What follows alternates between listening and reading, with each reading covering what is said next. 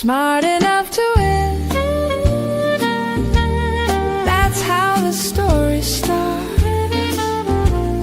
Learning is the edge that sets your work apart. When the stakes get high and the pressure never stops, smart learning in your pocket puts your business at the top. Welcome to the Learning Advantage, from Insight to Impact, where we're going to show how smart learning fuels real business results. I'm Deb Laurel, and I'm your host. Good morning, and thank you for joining us. For over 40 years, Laurel and Associates Limited has worked alongside national and international managers to show them how to successfully manage employees and create and maintain a positive, healthy, and supportive work environment where employees want to stay and do their best. We focus on making lackluster leaders legendary. The purpose of the Learning Advantage, from Insight to Impact, is to discuss how smart learning fuels real business results. In each episode, we strive to deliver actionable strategies, evidence-based design tips, and real-world case studies that show how learning strengthens organizational health, advances sustainability, and drives profitability. And so for that reason, I'm delighted to introduce our guest for today, Meredith Bell. Meredith is the co-founder and president of Grow Strong Leaders, a company that publishes online tools to help leaders strengthen their character and communication skills so they can build strong relationships and inspire others to perform at their best. Meredith is the author of 3 books, including Connect with Your Team and Peer Coaching Made Simple, co-authored with her business partner, Dr. Dennis Coates. Together, they've created practical guides for mastering communication skills and learning how to coach and support colleagues in meaningful ways. Meredith is also the host of Grow Strong Leaders podcast, where she's interviewed hundreds of business and leadership experts. Her passion is equipping leaders with the skills that make the biggest difference so they can create positive, lasting impact in their organizations and in the lives of the people they lead. So welcome, Meredith. I'm delighted that you're here with us today. Thank you, Deb. I'm delighted to be with you too. I'm looking forward to our conversation. Well, let's get into it. I'm going to start asking you questions. When you think about learning as a competitive advantage, what does that mean in the context of your organization or your work? You know, it's such an all-important question.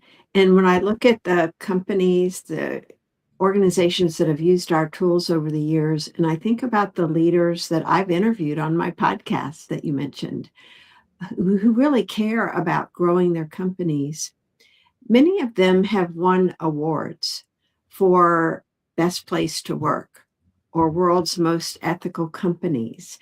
And the competitive advantage they have is they have focused on making sure that they create a culture and environment where people thrive. That's how they earn these awards. You know, these aren't just given out freely. The companies have to qualify for them, and typically it involves surveys that are given to the employees that count for the bulk of the score that they get. And so this idea of focusing on giving employees opportunities to grow and learn can set an organization apart. So it's a financial competitive advantage by being able to attract the right employees, the right leaders, and not just attract them, but then to keep them. Many of these companies have earned these awards multiple years. So it isn't a case of, okay, we earned this, now we get to sit back and just, do whatever. They have to continuously look at how can we elevate, how can we raise our game even higher So we become a company that not only attracts the right talent, but we keep them because of how we treat them. So I think giving employees the opportunity to learn and grow is a key part of getting positive responses from people who are working in that organization. So and the folks behind these awards have often said it makes good business sense to do the right thing, to create the environment where people can continue to learn and grow. And I think that's a huge competitive advantage over companies that don't recognize or simply don't value putting forth that effort so that the people who come to work for them and with them see those opportunities for development. Oh, that's so important. So, can you share a specific example where a learning initiative moved from insight to real impact and how you measured that impact? Yes. Well, fortunately, we are in this business of having an assessment tool that makes it easy to measure because we've been in the 360 feedback business for over 30 years. We were one of the pioneers. And we have seen over time where organizations that use this tool to assess someone initially and then create a development plan so that they can make real changes and improvements in their behavior over time so that when they get reassessed a year later or whatever the time period is, we can see measurable improvements from that first assessment to the second one. And to bring it to life with a real example, we had someone who was a general manager of a hotel in the Northeast who really wanted to know why he was experiencing so much trouble with employee absenteeism and generally low morale. And so he worked with this consultant who was using our tool to get feedback, not really just about him, but other aspects of the organization. When he got the results, he found out it was him that most people were pointing to as the problem. And to his credit, he didn't dismiss it. I mean, he had invested in getting this survey done. So he took the results very seriously. He worked with this consultant and coach over a period of many months. And she did some of this work virtually. And she had noticed when she initially was coming in how people, really weren't talking very much. They were kind of avoiding each other. And just the overall tone of the place was not one that you would call healthy and positive. But after she had been working with him and helping him realize how he was inadvertently violating many of his strongly held beliefs about who he was as a person and as a leader and his values about others, how he was violating them in the way he was unconsciously responding to different situations with micromanaging, with checking for too many details. He wasn't trusting people to do their best. So as he became more and more aware of what he was doing, he made changes. And what was really important is he talked to people about what he was working on. And this is so important. Too many times, I think, as leaders, we can become afraid of looking weak or looking vulnerable or not looking like the best, right? And so he made himself vulnerable by acknowledging to folks, here's what I learned. Here's what I'm working on. I need your help. And he was making conscious changes over time that people noticed. And it made a difference in how they were showing up at work and how they were responding because he started trusting them more. He started giving people more responsibility. And so when they repeated that assessment, it was like night and day in terms of the responses. And the consultant could see that when she came in, the atmosphere was totally different. And so that to me, you have the numbers that show in the assessment, but then you also see the behavior of people, the attitudes, the feelings they have based on what has happened with the role model that the leader has taken on by acknowledging areas for improvement and making a commitment to change. That's an extraordinary manager, to not get Oh, defensive, but instead to choose to learn and change. yes, he was. So, what do you feel is the role of communication skills and character strengths in leadership? Well, thank you for asking, because that's been our focus for so many years. And you know what we see is the ability to communicate effectively, the ability to demonstrate strong character in situations that require you to do the right thing and the hard thing. Those are cornerstones or foundational for leaders. And they're also foundational for emotional intelligence. When you think about it, being emotionally intelligent means I'm aware of myself, my emotions. I'm also aware of the emotions of other people and what's going on around me. And I'm able to manage myself, manage my relationships with others. That requires being a strong, skilled communicator, the ability to listen, to give feedback, to be open to new ideas, being curious.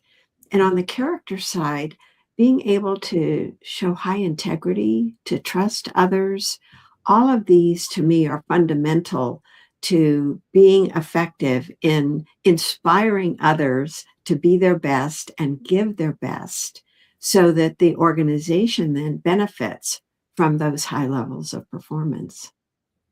And it's a wonderful model to follow for And staff. just to add to that, when we think of character, a lot of people, when I've given presentations on character and asked them, what is that? What comes to mind when you think of character? The first word is always integrity. And there's so much more to character that we've studied over the years, that we've created 3 areas of character around building a stronger self, building stronger relationships, and building a stronger work ethic. So when you think of character, there are actually many facets to it. So it isn't just, are you a person of strong character or not? You can actually identify areas of character to strengthen. And just like people can have a growth mindset, believing in the ability to strengthen themselves and grow, this is true of character too. It's not like you have it or you don't. So you can develop greater self-awareness, greater composure in responding appropriately and calmly to, stressful situations, or with relationships with others, having the ability to trust others and become a person who is trustworthy. You can strengthen that in the same way you can strengthen your honesty with others. Do you speak up when you need to say something, or do you withhold information that others need to know? And then in the area of work ethic, we have things like developing more initiative, or striving for excellence, or taking responsibility and accountability for what you do. All of these are different skills that you can practice and strengthen over time. Well, that's fascinating. I never realized there were 3 levels of character. Well, we created those. I mean, you can talk about character in all kinds of ways, but we found organizing them in those 3 areas with certain types of skills in each one makes it easier for people to think about it and not feel overwhelmed by too many different strengths. Makes perfect sense. Let's talk about peer coaching. Mhm. How do you think that peer coaching strengthens a leader's coaching skills with their team members? Well, let's talk about what is peer coaching. It's this idea that 2 people that are, let's say, at the same level can benefit from talking with each other and sharing ideas related to how they're both learning, growing, and developing. So, where this often comes into play is, let's say you have a leadership development program and you've got a cohort of leaders. You could put them in pairs where they're going to have these regular meetings with each other, and they're going to be talking about what they've worked on, how it went, and what they've learned, and what they're going to be doing going forward. Well, when you're in the role of the person listening to this individual share these things, there are many aspects of coaching that you get to practice, like listening for what's being said and what hasn't been said, asking questions to learn more, so being curious, and then as appropriate, giving feedback. So if you work with this person and you're hearing them say things or you've observed them outside of this peer coaching session, you could give feedback to them about what you've seen in a way that is encouraging to them, and also serve in the role of encourager as a peer coach. When you notice somebody is discouraged by something maybe they've tried and it didn't go the way they thought, there are ways that you can be an encourager. All those behaviors that you're practicing as a peer coach are directly transferable to working with the members of your team. And I know that some organizations are very deliberate now in letting managers know one of your roles is serving as a coach to others. And instead of thinking of it as a separate thing they have to do, if they instead see it as a way of encouraging others to be their best selves in the course of their everyday work, then they'll see opportunities where they could insert coaching as an aspect of what they're doing with people on their team. And it can start by practicing this with someone who is your peer. And that certainly creates greater trust and support in the management team itself. It does. Mhm. Because, a lot of times when someone is in the manager role, what they might do with their peers, they somehow see that separate from what they would do with their team members, especially in the early days of leadership. They often put this unnecessary burden on themselves to be the answer person. Well, since I've got this role now, I've got to be the one that knows everything. And if I don't, then it looks like I'm incompetent. When in fact, the strongest leaders recognize I don't need to have all the answers. They are humble and they are willing to ask questions, to learn more, to discover what it is that others already know. And so bringing out the unique brilliance, the inner wisdom that somebody else has is one of the most effective actions that a leader can take if they want to build a strong team that performs at their best. Amen. What do you see as the biggest barrier preventing organizations from fully embracing lifelong learning, and how do you think we can overcome it? I think part of it is the way they view learning. And this is not to say all organizations, because some of them do have this wonderful embracing of learning as an ongoing process. But too often there's focus on the technical skills. And so when someone achieves a level of expertise in a certain technical skill, then it's like, okay, that's it. You've got it. Now you're done. And so this idea that you complete something, or even worse, that you attend a class and now you have it, is an assumption that is simply not correct.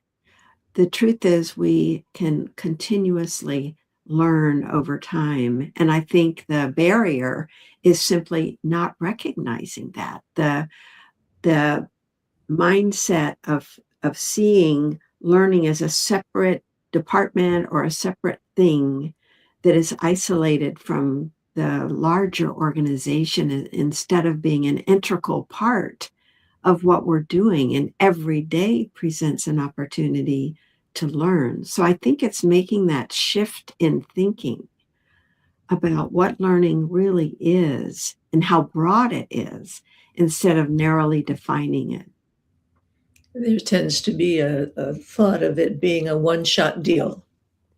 Yeah. This person And anything into but. a class. And then one of the things that I do with my leadership training is we use peer buddies as accountability buddies so that this stays fresh in people's minds, because we know a lot of learning is forgotten the minute they walk out of a class, unless it's reinforced continually. That's exactly right. In fact, you brought up another key point about peer coaching, and that is not just for the support of the other person, but being held accountable. It really adds that additional layer, and I think that's another piece that a manager can bring to their team members, is having that awareness of being clear, and reaching agreements about what the other person is going to do, what they're committing to do, with deadlines, so that there's that accountability that's built in too, so that we don't have resentments build up, or anger or frustration, when there was never clear agreement to begin with. And what I have seen in coaching is that there are some managers, whether they're talking to a peer or to an employee, but they gear up because it's such an uncomfortable thing to do, to give constructive feedback regarding performance. And so they let out, here's what's wrong, without ever getting to, and this is what I need, and this is how we're going to get there, and this is your role and my role, and this is how you're going to be held accountable, and this is how we're going to monitor. Yeah, you just brought up such a key point, Deb. This whole area of feedback would be worth, another hour discussion, because it's unfortunate that as human beings, we aren't taught at a young age. It's not part of our parenting system, our educational system, how to give feedback or how to receive it, so that we approach it in a more neutral way. And it's simply, if we look at it, as Ken Blanchard always said, as a gift, somebody is giving me information that I didn't have before. And so if I'm on the receiving end of that, having an attitude of gratitude that this person was willing to share this with me is so important. And then when I need to give it, what can I do in the spirit of giving feedback that is going to help this person learn what it is they can do to perform more effectively? And so you're so right. Often it builds up and builds up, and both parties are not able to stay calm. It can escalate very quickly into an emotional situation where it feels accusatory. So the receiver feels like they've got to defend themselves, instead of being able to stay calm, matter of fact. And I know a lot of people are against this idea of sandwiching, positive on either side. But to me, it's a way of balancing and putting in context the feedback that you're giving. So it isn't false or phony praise that you're giving up front. It's recognizing the value the person has had and contributed. And there's this one area here that you're seeing has caused a problem, either for you, for someone else. And then describing very clearly, what is it that you would like to see them do differently? Because too often feedback is given without the other person really understanding, well, what is it they want from me? I don't get it. Okay, so I screwed up here. What is it I'm supposed to do now?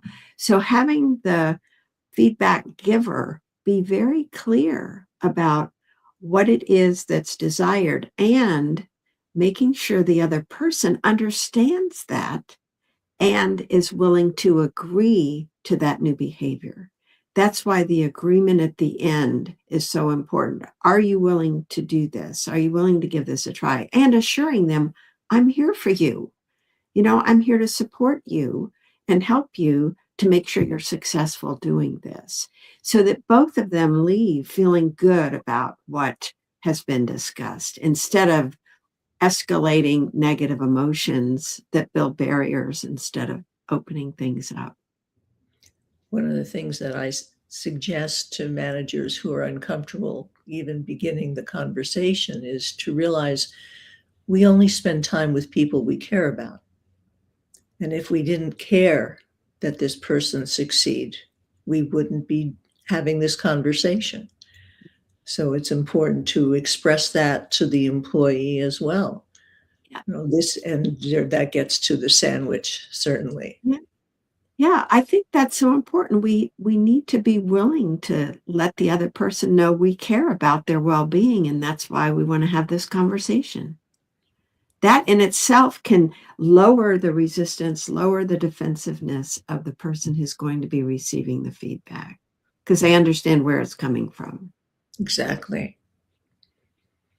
In your view, what's one outdated belief about corporate learning that we need to let go of, and what should replace it? Well, we alluded to it, but I'll state it more clearly, and that is thinking that classroom training or virtual training, whether it's in person or virtual, is the answer to whatever needs to be done. I think we need a much more expansive view of what learning is. It may or may not need to be in a classroom setting at all. And I'll just give you an example with our Skill Builder program, where this is an online 12-month program where people have access to content around these various communication and character skills. But we don't have knowledge quizzes in there. They don't, go through a video and then answer questions that ask them about what they just saw. The focus of learning, I think, needs to be redefined as application, as you mentioned earlier.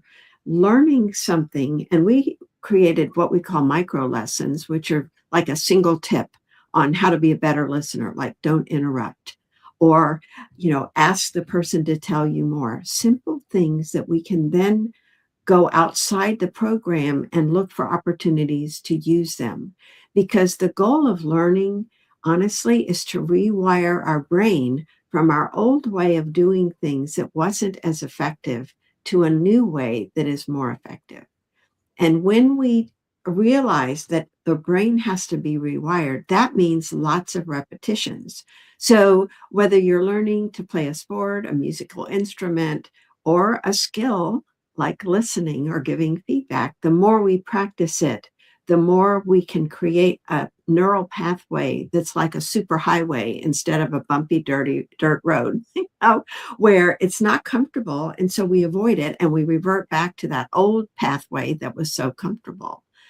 But so recognizing that's going to happen, that people are going to need to rewire their brain. Therefore, they need lots of opportunities to practice and get support, coaching, accountability along the way. We have that built into the program as well, so that as a person is working hard to apply a particular skill, they're not going it alone. They can be working with a peer coach or someone else who's serving in the role of coach to support them along the way, encourage them, and hold them accountable to make sure they are still practicing it. Because I think that's really the key. And I'll give you a quick example. There was an executive that was with a major Fortune 100 company that I spoke to years ago, who just loved this program that we created, because he said in all the years that he was sent to training, working his way up in leadership, and he became one of the top executives, he said never, ever was there follow-up to see if they were using the skills. It was just assumed that whatever had been conveyed to them as information in the class would then automatically transfer to behavior. And he said, of course, that didn't happen, because when there's no reinforcement, when there's no follow-up, when there's no focus on that practice, then it's, even with the best of intentions, even when people are excited, they will tend to shift back to what they've always done. Yes, they will. How are you leveraging data, technology, or new learning methods to create more personalized and effective learning experiences? You've been speaking to that already. Well, exactly. I was just talking about that with our Skill Builder program, leveraging the fact that people prefer short bits of information, not something long. And it involves them. We have this platform that they can communicate easily with their coach. So it makes it easy for them to apply the skills.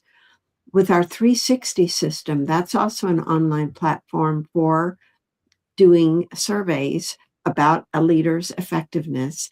And what we've done there and what's been the hallmark for us over time, and we've increased it and still add to it all the time, is this customization capability. So a given organization is not stuck with just a set of questions that we think are important for leadership.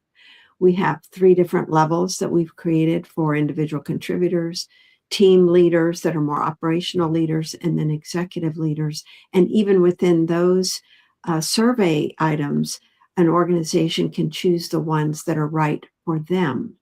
And I think that's what's so critical with any technology or any assessment that a company is using is, can I modify aspects of this so that it is a really good fit for what we're trying to accomplish?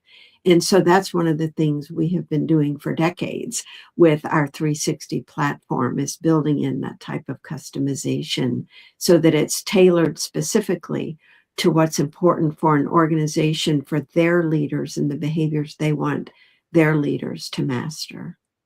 Oh, that's perfect. If you could give one piece of advice to leaders who want to build a true culture of continuous learning, what would it be?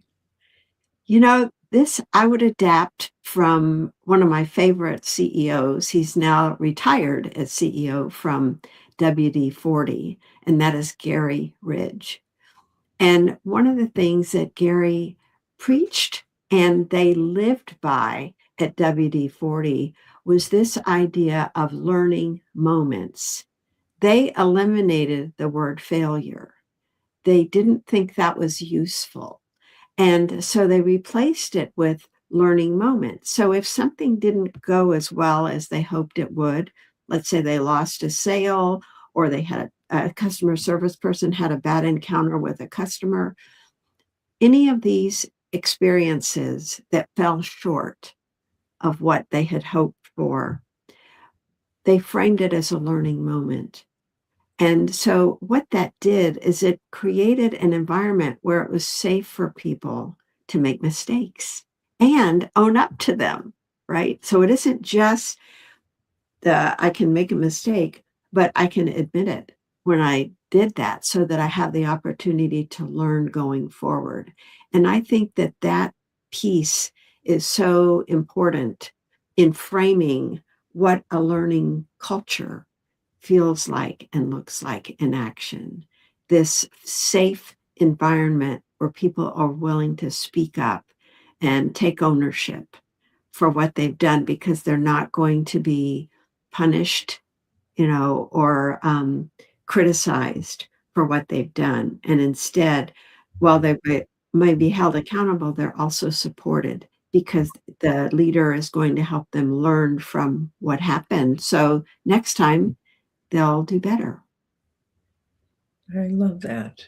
Creating psychological safety and Exactly. making learning every moment, really. And what that entails too, Deb, is being curious, right? Asking questions to learn more about what was going on with that person. What were they thinking at the time, as opposed to feeling like I've got to give them advice. I've got to tell them what they did wrong and now fix it and make sure they do it right again. That whole framing of it as a curiosity, as a lesson that we can take away some important insights from. So next time we do it better, that's a whole different feeling that it creates within the person, within the leader, and within the entire organization. Everyone can just breathe. Yes. Yeah. That, you can feel the relief when you imagine that kind of approach to something that somebody did, whether it was large or small, versus that fear that sets in that I'm in trouble, right? I'm going to get lectured, or something bad is going to happen to me because of it. The person who goes home that day is different and how they're feeling. And so if they have a family to go home to, imagine how they're feeling with the one way of processing it versus the other way where they've been corrected or criticized. We always want to be building people's confidence in their own competence. Exactly. I love that. Yeah, that's so true. What's one book, resource, or learning experience that has had a lasting impact on you personally? Deb, I had to give this a lot of thought because I have read so many books over the years. My favorite author, based on how many books I've read, is Steve Chandler. And my favorite book of his is a recent one he co-authored with Trevor Timbeck, and it's called The Power of Systems. And the reason I love that book, if you've ever studied, systems within an organization, you might think, oh no, not that's too heavy, right? Or too involved. This is so simple because what they talk about in systems is we have ways of doing things, right? And so when we don't live up to what we had hoped we would do, let's just say we tend to label ourselves as procrastinator. I just put off things. I don't get things done, or I'm always this, or I'm always that. What they're saying instead is don't waste time trying to analyze yourself and play amateur psychologist about why am I that way? What is it about me that is causing me to not do this? And you can fill in the blank for anything, whether it's procrastination or anything else that you tend to avoid or do in a way that gets you into trouble. And what they recommend instead is think about what is your current system that you're using so you can neutrally examine that and not attach a judgment on yourself for failing or falling short for being a particular way. And so if you think of any area of your life in work or at home where you're not experiencing the success you would like, ask yourself, what is my current system for this? And what might I tweak or change about my system? And I'll give you a very quick example from the book that is just brilliant because it brings it home to everyday situations. Steve Chandler was coaching this fellow who was saying, my wife and I just have trouble with our conversations. And Steve said, well, tell me about your system. And the guy's going, well, what do you mean my system? Are you going to try to make me be a better listener? And Steve said, no, let's just slow down and think about when you and your wife are talking and you're saying you always end up in these arguments, what's happening? What's the system? What are you doing when she's talking? And it turned out that what he was doing was evaluating the things she was saying that were, in his mind, wrong. So he spent a lot of time correcting her in their conversations and really making her wrong and trying to prove his point was better. And so Steve said, okay, I'm not going to ask you to start learning new listening skills. I'm simply going to ask you to adopt a new system. When you're listening to her, how about if you start listening for what you like about what she's saying? How's that for a new system? And so he did that. And it was a way of him to listen differently. And the more he practiced it, the better he got at affirming her for things genuinely. This was not artificial. This was a genuine difference in the system he adopted when they had conversations. His wife contacted Steve and said, what have you done in your coaching with my husband? He's so different. And he said, he couldn't point to any one thing, but it was this idea of what system am I implementing here that is not working for me? And what might I try that would be a different approach? It's just a so wonderful book because there's so many examples like that one that make it very real. And so as you're reading it, you realize all the different systems that you have the ones that are working that you can stick with and the ones that aren't. I just loved that book. I've read it multiple times. Oh, thank you. It sounds like a fantastic book. I've got it down. Great. Thank you, Meredith. This has been a wonderful conversation. How can people get in touch with you? Sure. Well, our website is Grow Strong Leaders. I'm very active on, especially LinkedIn. I'm on other social media platforms, but I would love for people to reach out to connect with me and mention that they heard about me through our conversation today.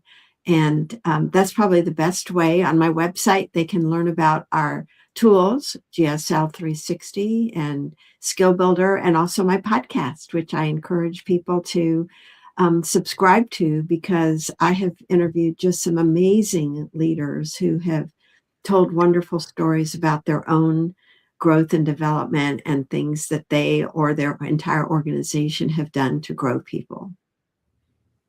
Sounds good. And I have some comments that thank you, Meredith, from Grow Strong for Performance, Evidos 4473. I don't know if that's someone that you know. Could be. Thank you for listening in and participating in our conversation. I hope that you learned as much as I did in this session.